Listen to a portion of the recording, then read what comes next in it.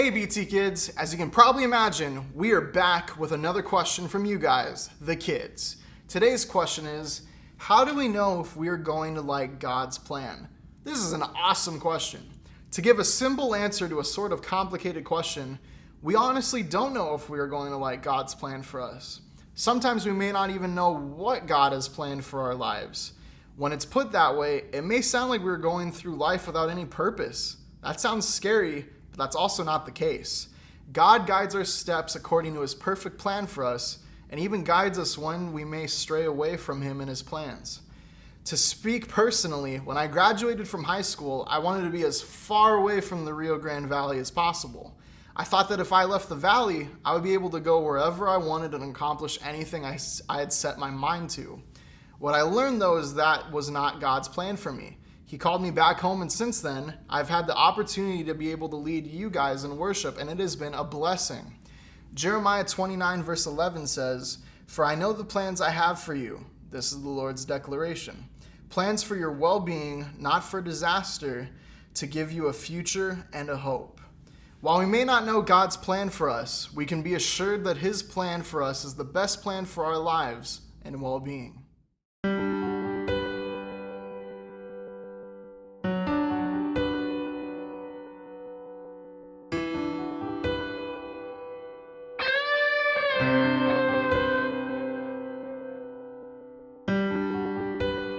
I know that you know how to wash your hands.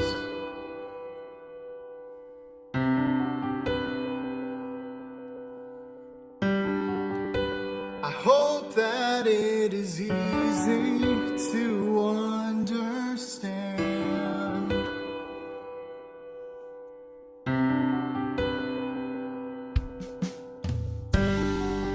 Have you heard of a thing called sternutation?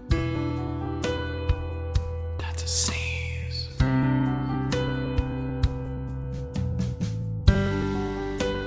Here are some ways that you can stop the spread of infection.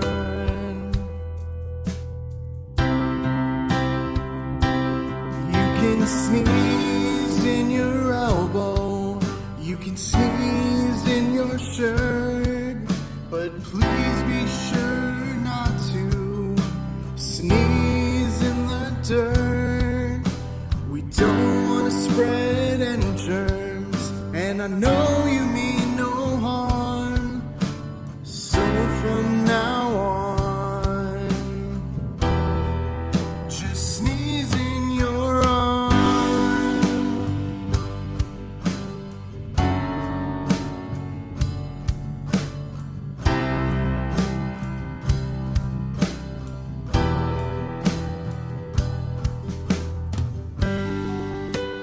Just because you don't have any tissues doesn't mean that you should have any issues. Oh yeah.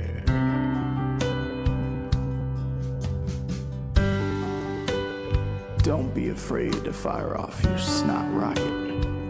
A sneeze is a sneeze, and you shouldn't have to stop it. Achoo.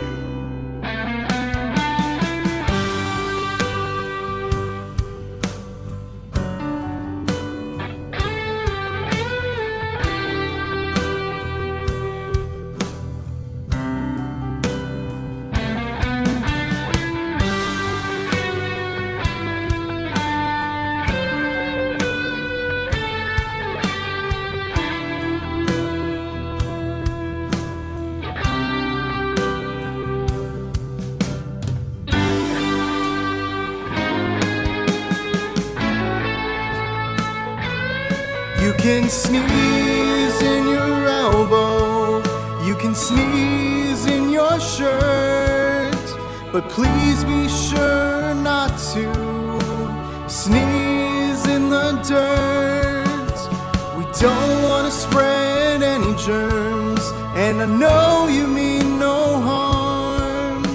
So from now on, just sneeze in your arm.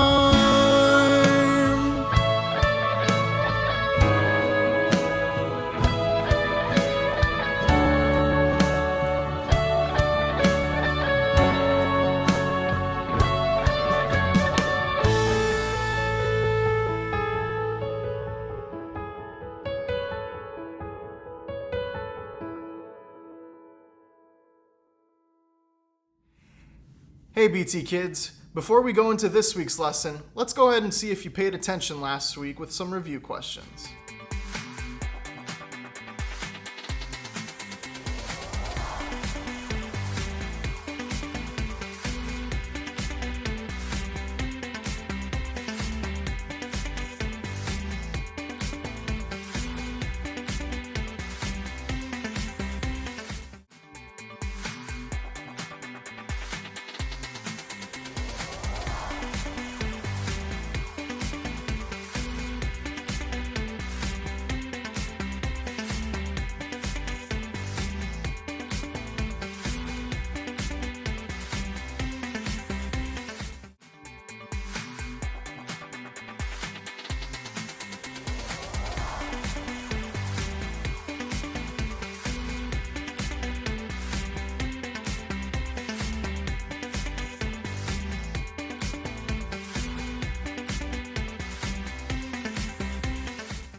Hey everyone, the roadwork on this portion of the highway is complete.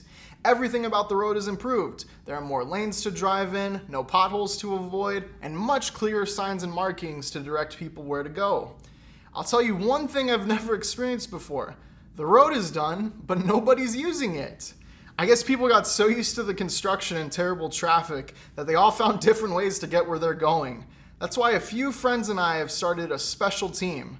It may sound silly, but we wake up each day and drive on the new highway to let people know that it is open and available for them to use. It may seem silly, but our hope is that they'll see us on this new road and know that it's open again. Then maybe they will follow us and use the new road like we wanted them to because we fixed it. In other words, they can follow us and we follow the road. You know, that idea we had actually reminds me of a Bible story. It's about Jesus and the time he chose certain men to be his closest friends and followers. Let's learn more about that.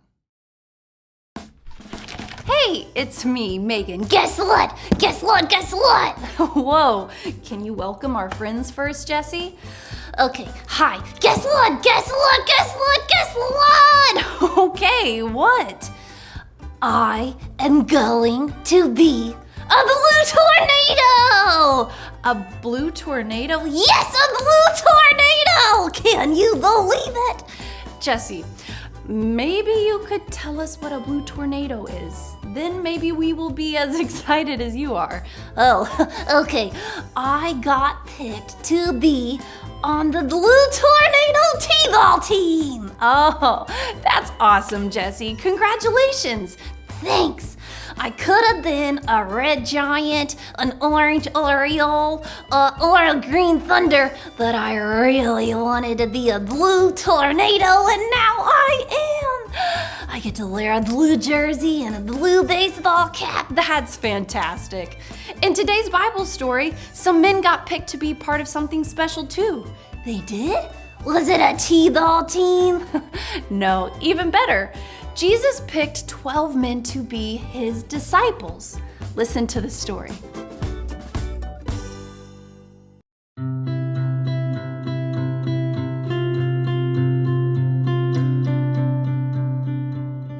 Jesus' ministry had begun. Jesus taught people about God and his kingdom. People started talking about Jesus and the things he was saying.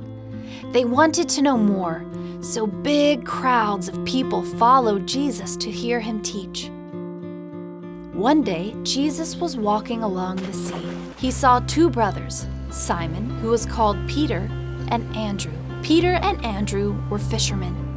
They were throwing nets into the sea to catch fish. Jesus said to them, "Follow me, and I will teach you to fish for people." Peter and Andrew dropped their nets right away and followed Jesus. Later, he saw two more brothers, James and John. James and John were in a boat with their father. The men were fixing their fishing nets. Jesus talked to them, and they got up too. James and John left their father and their boat, and they followed Jesus. Jesus traveled further, and he saw a man named Matthew, also called Levi. Matthew was a tax collector. sitting at an office where people paid taxes. Some people didn't like tax collectors because they often took more money than they were supposed to and kept it for themselves. Jesus said to Matthew, "Follow me." So Matthew got up. He left everything behind and he followed Jesus. Matthew had a big party at his house for Jesus and his friends. Tax collectors and other sinners came. The religious leaders did not think Jesus should be friends with people who did wrong things. They asked Jesus' disciples, "Why does Jesus eat and drink with tax collectors and sinners?" Jesus heard the leaders and said, "People who are healthy do not need a doctor, but sick people do. I did not come to help good people. I came to help sinners turn back to God." Later, Jesus chose 12 of his friends to be his disciples. That meant Jesus was going to give them a special job to do. They would work with Jesus and tell others about him. These are the men Jesus chose: Simon, who was called Peter, Simon's brother Andrew, James and John, Philip and Bartholomew, Matthew and Thomas, James, the son of Alphaeus, Thaddeus, Simon the Zealot, and Judas Iscariot.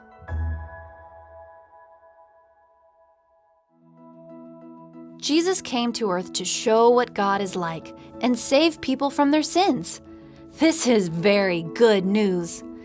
Jesus told his disciples to tell people about him, and we are Jesus' disciples when we trust in him.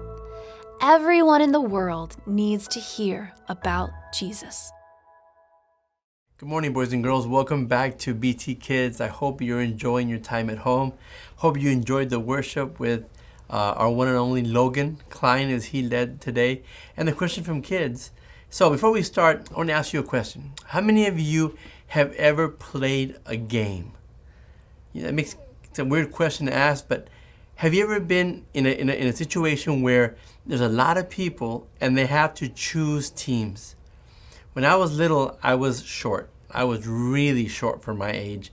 And I hated it because whenever they picked teams, I was always the last one to be picked. Nobody wanted me in their team. I mean, I couldn't play basketball. I was so small compared to the other kids that were taller than I was. And they would block all my shots. And so I was always the last one chosen. And you know what? Choosing people is what we're talking about today. Last week we saw how John the Baptist pointed to Jesus. So people now started to follow Jesus. Wherever he went, people were following him. He was never alone. So Jesus knew he needed to get some people to help him out. So he had to choose basically his team. And you would think, Jesus would pick the best ones. He would go to the synagogue and find out who the smartest guys were and pick them. And then he'd have like the dream team, the best team in the world. But you know what? Jesus didn't do it that way. Jesus was walking, and as he walked, he saw two brothers who were fishing. And he said, "Hey, follow me." And the thing is, these guys left everything. Now, what we know about those two guys is that they were fishing with their dad. And they owned their own boats. They owned their own nets. They had a fishing company. But they had been hearing about Jesus. And when he asked them, "Hey, why don't you come follow me and I will teach you how to fish for men," they dropped their nets, said bye to their dad, and they followed Jesus. Now, fishermen, what do they know about the law? What do they know about the Bible? Well, the law was all they knew back then, but these are people that nobody would have chosen for their team. And then Jesus goes further and he picks a tax collector, Matthew.